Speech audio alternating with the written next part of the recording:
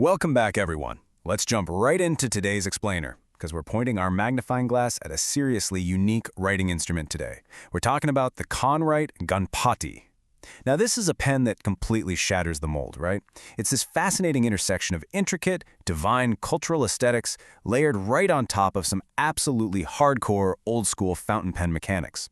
So we're going to dig into the primary handwritten source notes, dissect its anatomy, and figure out exactly what makes this Indian import tick.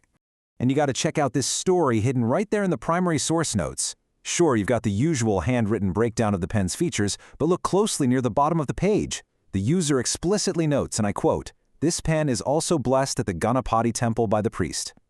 I mean, wow. That instantly elevates this thing from being just a piece of stationery to a really personal, culturally significant artifact. You literally never see technical writing specs sitting right alongside a temple blessing on the exact same page. It's wild. All right, Section 1. Meet the Divine Ganesha. Let's take a closer look. Just look at the insane level of detail here. The handwritten notes call out the metal body, and you can clearly see this highly detailed Ganesha etched directly onto it. And then, paired with that is this really ornate metal screw-on cap featuring a very prominent, distinctive Om symbol. Now, according to the manufacturer's technical specs, these striking metal overlays and gold-toned trims are beautifully paired with a polymer resin body. It creates this gorgeous visual contrast that really gives the pen its signature divine vibe. Moving on to Section 2, Anatomy and Specifications. Let's talk dimensions and weight. So, let's break down the physical footprint. The total length when it's capped is a pretty standard, comfortable 140 millimeters. And the section diameter, the part where your fingers actually grip the pen, sits right between 10.8 and 11 millimeters. But here's the crazy part. Pay close attention to the weight specifications. Capped, the pen weighs 16.2 grams. But the second you uncap it to actually write, that weight absolutely plummets to an incredibly light 10.3 grams. And that weight drop is absolutely crucial in the real world. Directly from our primary source's handwritten notes, we get the verdict. Wonderful balance. Feel nice while writing.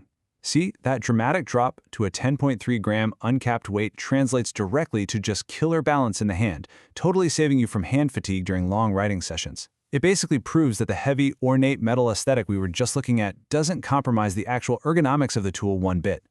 Section 3. The nib and feed. Let's look under the hood. Okay, so the engine of the pen is obviously the nib unit. The technical specs tell us this uses a large number 6, or 35 millimeter nib. Now, while Kanwrite offers a huge variety of points, from fine all the way up to their super popular Ultra Flex, our primary source notes showed that this specific model, which was purchased on December 7, 2025, is outfitted with a medium point. It's crafted from stainless steel and sports a seriously sleek black PVD coat. That's a super durable physical vapor deposition finish, by the way. What's also great is the whole thing is interchangeable, so you can easily swap the nib out if you ever want to mix up your writing style. But wait, the nib is only half the story. The real secret sauce is right here, the ebonite feed. The feed is that little component tucked right under the nib that actually regulates the delivery of your ink. Now, most modern pens just use plastic feeds, but the Kanwrite Ganpati rocks a well-channeled ebonite feed. Ebonite is a hard rubber, and it is a massive, massive upgrade. Why? Because unlike plastic, ebonite can actually be heat set. That means it can perfectly match the precise curvature of the nib, ensuring this heavy, consistent flow of ink that is literally a lifesaver if you ever swap in one of those really ink-hungry flex nibs. Section 4. Ink filling mechanisms. How are we storing the ink? You are definitely not locked into just one way of doing things here. It uses a super practical 3-in-1 filling system. First, you can just pop in standard international cartridges for quick, easy convenience. Second, you can use the included threaded converter, which our source notes specifically call out, to draw up whatever bottled ink you want. And third, if you're settling in for a marathon writing session, you can actually convert the whole shebang into an eyedropper, filling the entire barrel directly with ink for absolute maximum capacity. All right, Section 5, the writing experience. Let's see how smooth and consistent it really is. So with the pen completely disassembled and ready for action, you can clearly see that threaded cartridge converter we were just talking about. And man, it is fully loaded with a really vibrant red ink. The primary source notes specifically identify this ink as Waterman Audacious Red.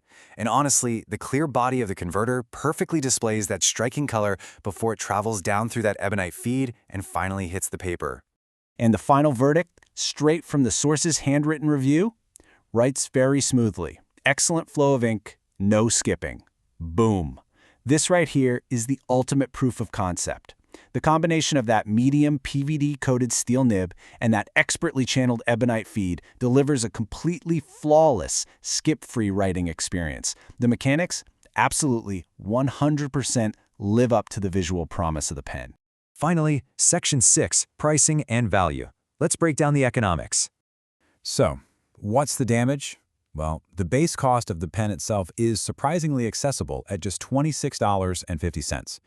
I mean, for a pen with an ebonite feed and this level of visual detail, that base price is a steal. However, and there's always a however with imports, the handwritten notes meticulously document the harsh reality of international shipping. You got to factor in $17.16 for shipping, plus the unavoidable sting of a steep $25 tariff. Suddenly, the taxman is significantly inflating that initial $26 price tag. Which brings us to the ultimate question, doesn't it? Is this divine blend of cultural aesthetic and ebonite feed performance worth the import premium? I mean, you are getting genuine spiritual significance, traditional powerhouse mechanics, and an ultralight writing balance. But you really have to navigate those shipping costs and tariffs to actually get it in your hands. So take a look at those specs, look at that gorgeous Ganesha etching, and ask yourself, is the final landed cost worth it for your collection? Think about it. Thank you so much for joining me for this explainer. Keep asking questions, and I'll see you next time.